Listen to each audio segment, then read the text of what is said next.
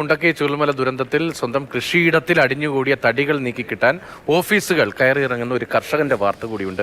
അവിടെ നിന്ന് വില്ലേജ് റോഡിൽ താമസിച്ചിരുന്ന അണ്ണയ്യനാണ് കൃഷിയിടത്തിന്റെ വീണ്ടെടുപ്പിന് വേണ്ടി സഹായം തരുന്നത്. ഇപ്പോൾ കൃഷിയിടമൊക്കെ വീണ്ടെടുത്ത് മുന്നോട്ട് പോകുന്ന സുരക്ഷിതമാണോ എന്തടക്കമുള്ള കാര്യങ്ങളുണ്ട്. എങ്കിലും അവിടെ എന്തൊക്കെ ചെയ്യാനാകും എന്ന കാര്യത്തിൽ ഒരു വേഗത ഉണ്ടാകണം, അതിനൊരു കോർഡിനേഷൻ കൂടുതലായി വേണം എന്നതാണ്. ചൂരൽമല വില്ലേജ് റോഡിലാണ് അണ്ണയേട്ടൻ താമസിച്ചിരുന്നത്. അന്ന് ആ മരങ്ങളൊക്കെ അടിഞ്ഞുകൂടിയ ഒരു സ്ഥലം ഒരുപക്ഷെ അന്നത്തെ ദൃശ്യങ്ങൾ ഓർമ്മയുണ്ടാകും. അവിടെ നിന്നാണ് ഏറ്റവും കൂടുതൽ മൃതദേഹങ്ങളൊക്കെ കണ്ടെത്തിയത്. അണ്ണയേട്ടൻ്റെ സ്ഥലത്ത് നിന്നാണ്. എത്ര സ്ഥലം ഉണ്ടായിരുന്നു അവിടെ? 2 ഏക്കർ സ്ഥലം ഉണ്ടായിരുന്നു. മുഴുവൻ കാപ്പിയായിരുന്നു? മുഴുവൻ കാപ്പിയും കവുങ്ങും മറ്റേ കുരുമുളകുമായിരുന്നു. ഇപ്പം അന്ന് നമ്മൾ കണ്ട അതേപോലെ തന്നെ കിടക്കുകയാണ്? ഇപ്പോഴും അതേപോലെ തന്നെയാണ് കിടക്കുന്നത്. ഞാൻ പല പ്രാവശ്യം കളക്ടറേറ്റിൽ വന്ന് പരാതി കൊടുത്തിട്ട് അതൊന്ന് മാറ്റിത്തരാൻ വേണ്ടി പറഞ്ഞു. അണ്ണയേട്ടൻ്റെ ആവശ്യം അവിടെ ഇനിയും കൃഷി ചെയ്യാൻ സമ്മതിക്കണം. കൃഷി ചെയ്യണം എനിക്ക് അവിടെ ഇനിയും കൃഷി ചെയ്യാൻ വേണ്ടി എനിക്ക് അനുവദിച്ചു തരിക. ആ മരങ്ങൾ മൊത്തം മാറ്റിത്തരിക.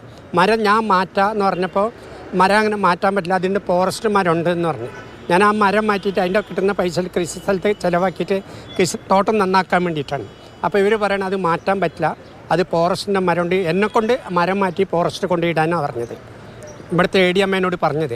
അപ്പോൾ അദാലത്തിൽ പോയപ്പോൾ മന്ത്രി എന്ത് പറഞ്ഞു? മന്ത്രിൻ്റെ മുന്നിൽ വെച്ചിട്ട് ഞാൻ പറഞ്ഞാൽ മരം മാറ്റി തരണമെന്നും. അപ്പോൾ ഇവർ പറയാം നിങ്ങൾ മരം മാറ്റിയിട്ട് ഫോറസ്റ്റ് കൊണ്ടിടുന്നു. അപ്പോൾ മന്ത്രി പറഞ്ഞാൽ അയാളോട് അങ്ങനെ പറയരുത്, എല്ലാം പോയ ഒരു വ്യക്തിയാണല്ലോ എന്ന്. അപ്പോൾ ADM പറയാണ് നിങ്ങൾ മാറ്റിയിട്ട് ഫോറസ്റ്റ് കൊണ്ടിടുന്നു, JCB എടുത്തിട്ട് ഫോറസ്റ്റ് കൊണ്ടിടാൻ. ഞാൻ പറഞ്ഞു എന്നെക്കൊണ്ട് പറ്റില്ല പറഞ്ഞു. ഞാൻ ദിവസം കളക്ടറേറ്റ് ഇറങ്ങി നടക്കുകയാണ് ഇപ്പോൾ അതൊന്ന് മാറ്റിത്തരാൻ വേണ്ടിയിട്ട്. എത്രയും പെട്ടെന്ന് എനിക്കത് മാറ്റി എനിക്കൊരു കൃഷിഭൂമി ആക്കി തരണം എന്നാണ് എൻ്റെ അപേക്ഷ. അപ്പോൾ അന്ന് ആ കൃഷിഭൂമിയും വീടും പോയി, കുറച്ച് പറിച്ചു വെച്ച കാപ്പി സ്റ്റോക്കും ചെയ്തു. കാപ്പി ഉണ്ടായി, അതും പോയി. 4 കടമുറി പോയി, 2 ഏക്കർ തോട്ടം, വീട്, 4 കടമുറി. വെള്ളാർമല വില്ലേജിൽ ഏറ്റവും നല്ലൊരു കൃഷിക്കാരനായിരുന്നു ഞാൻ.